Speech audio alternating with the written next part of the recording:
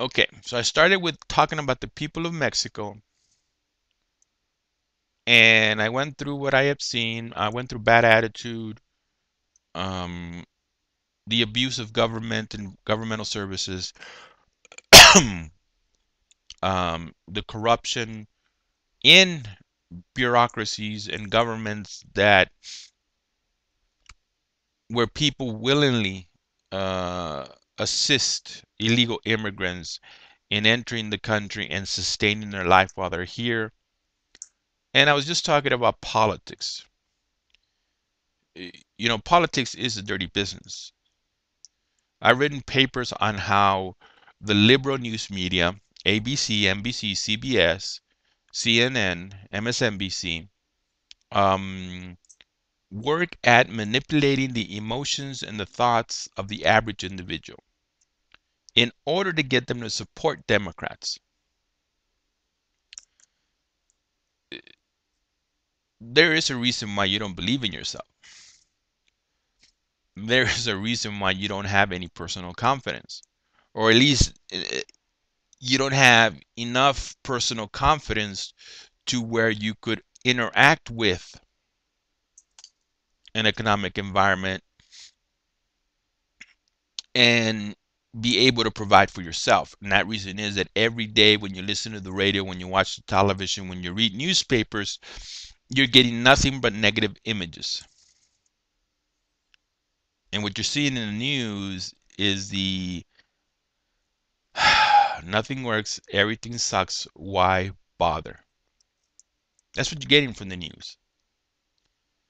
Uh, you ask somebody as intelligent as myself, why does a large percentage of the population have a pervasive bad attitude? I'm going to tell you that because the media of that culture does nothing but reflect a pervasive bad attitude, regardless of the news story. Nothing works, everything sucks, why bother? That's what you see in the news.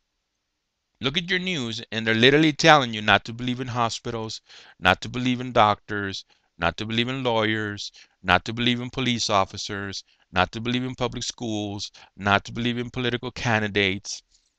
Your bad attitude is coming from the media. I don't know of any media product that attempts to uplift the human spirit and is readily available to the greater population. Now you have Christian programming, but that's mostly covering Christians. The average individual doesn't the average individual doesn't want to know what's going on Christian television or Christian radio or Christian magazines or Christian newspapers. So the culture, the people, the majority of the people in the culture suffer from a pervasive bad attitude, and you have on a day-to-day basis, on a minute-to-minute basis, media involved in giving the message of a pervasive bad attitude. Nothing works, everything sucks, why bother? Let me see if I can answer the question why bother with what's left of this little 10-minute block here. Life is always going to be awesome. I find myself, well, I'm just a little surprised that I can still make that statement. Life can give you pleasure and joy and happiness, and you don't have to win the lottery. The reason to bother is so you can enjoy your life. You're not going to enjoy your life if a government check only gives you enough to keep you hungry and wanting that other government check. You're shackled to that reality. There's nothing you can do for yourself because without government, and that's what they've told you, that's what they've convinced you, without government, you can't do it yourself. But you can. And the reason to stand up and say, I've had it with this mundane insanity, is to enjoy all the greatness that life has to offer every single one of us. That's why we work. It isn't because we love work, it's because we enjoy work. It's because we understand that work is the road to happiness, to joy, to pleasure, to enjoyment. You don't have to be an employee. You could be self-employed, work for yourself. There's so many opportunities, but the world, the messages, the media controlled message robs you of your personal confidence. And then you believe you need to enter into America illegally, or you believe that you need to be on government assistance. Um, you play the unemployment system, trying to drag it out as much as possible because somehow you've struggled and you've been victimized and you deserve to have that vacation. Just fine if that's the attitude you want to adapt in life.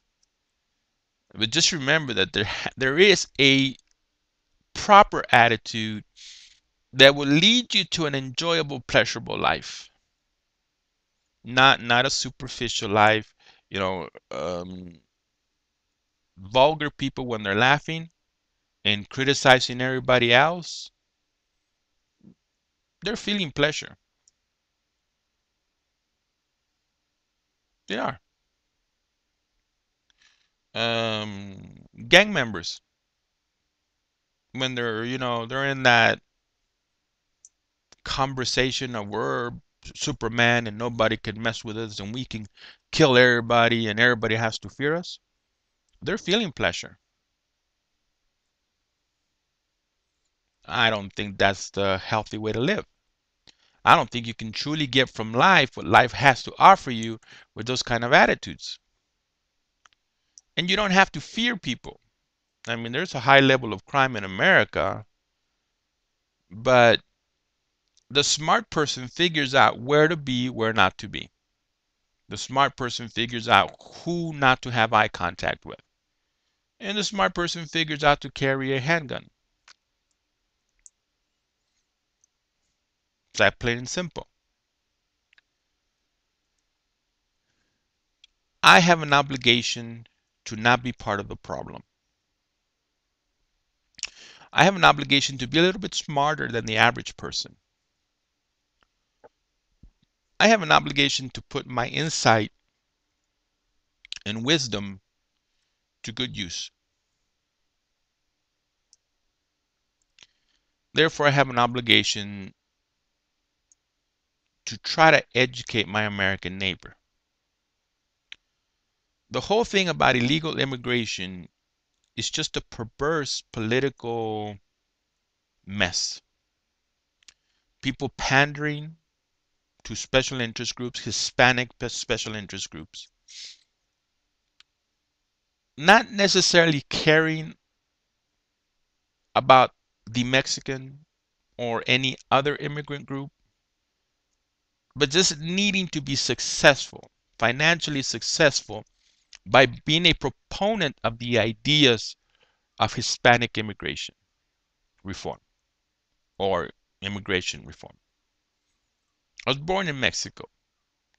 I lived in El Paso, Texas the majority of my life. Thank goodness that I have not been influenced by this culture. I believe in everything that is right and decent and good, and I think that I, as an individual, am morally obligated to have good ethics, good morality, and not to be a burden on society and not to be a victimizer of society. Those of us who value America need to stand up and protect her.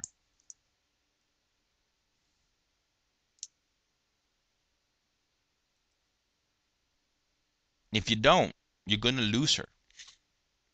You're going to lose the United States of America. If you have been manipulated emotionally to believing that the poor Mexicans are suffering and they have the legal right to trespass on your private property, break and enter into your home, help themselves to everything that is there, and then order you to take care of them for the rest of their life, you're going to lose your country. Because there is a sick political agenda going on, and the goal is to subjugate the people of America under tyrannical way of life, a socialist or communist or military dictatorship. That's an idea I cannot stand, and I think we're all obligated to make sure that that never happens. That freedom, liberty, fairness, justice, safety, and security are always alive and well in the United States of America.